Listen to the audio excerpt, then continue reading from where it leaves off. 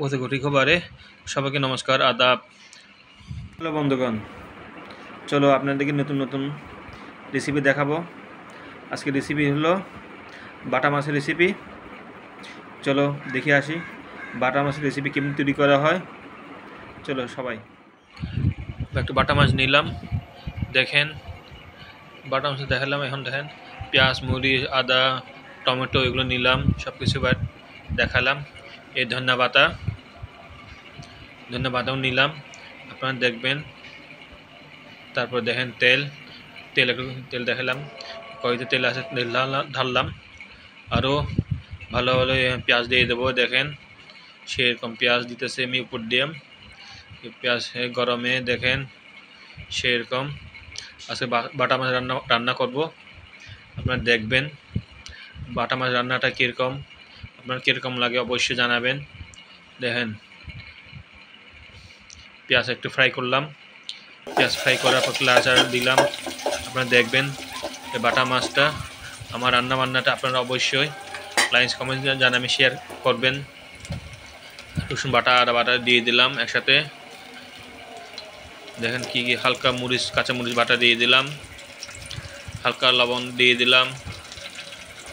দেখেন আরও দেখাবো, আর অনেক কিছু দেবো। হালকা হলুদের গুঁড়ো দিয়ে দিলাম, দেখেন মরিচের গুঁড়ো দিলাম, ধনিয়া গুঁড়ো দিলাম, সব কিছু লাচার করলাম। আবার আপনারা দেখবেন হালকা পানি দিয়ে দেবো। তারপর লাচা করার পরে দেখেন পানি দিয়ে দিলাম হালকা। আপনারা অবশ্যই দেখতে থাকবেন। নতুন নতুন দেখলে আরও নতুন নতুন ইয়ে পাইবেন আপনারা।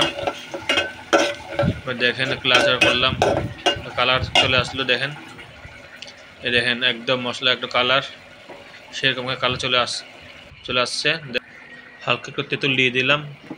দেখেন এই তেঁতুল দিয়ে দিলাম আপনারা তাও খাওয়ার জন্য, তাও ফলে একটু মজাদার থাকে। হালকা টমেটো দিয়ে দিলাম। দেখেন টমেটো দিয়ে হালকা লাড়াচাড়া করবো। এখন মাছ দিয়ে দেবো। দেখেন সব কিছু দেওয়ার পর মাছ দিয়ে দিয়েছি, পিস করে আলাদা আলাদা করে। আপনারা অবশ্যই বাসায় তৈরি করে খাইতে পারেন। সেরকম একটা কালার দেখলাম, ভালো একটু লাড়লাম। দেখেন হালকা লাড়লাম, বেশি লাড়া যাবে না, মাছ ভাঙতে পারে, এই জন্য একটু ঢাকে রাখবো। দেখেন আমি আপনাদের দেখার পরে একটু ঢাকবো। এখন ঢেকে রাখলাম, 10 থেকে 15 মিনিট ঢাকে রাখলে হয়ে যাবে। ঢাকনা খুললাম, দেখেন সেরকম একটা কালার চলে আসছে। আমি প্রায় হয়ে গেছে। এখন উপরে আমি ধনিয়া পাতা দিয়ে দেবো। দেখেন এই ধনিয়া পাতা দিয়ে পরে হালকা একটু লাচা করলাম। দেখেন প্রায় হয়ে গেছে। আপনারা দেখার জন্য ধন্যবাদ।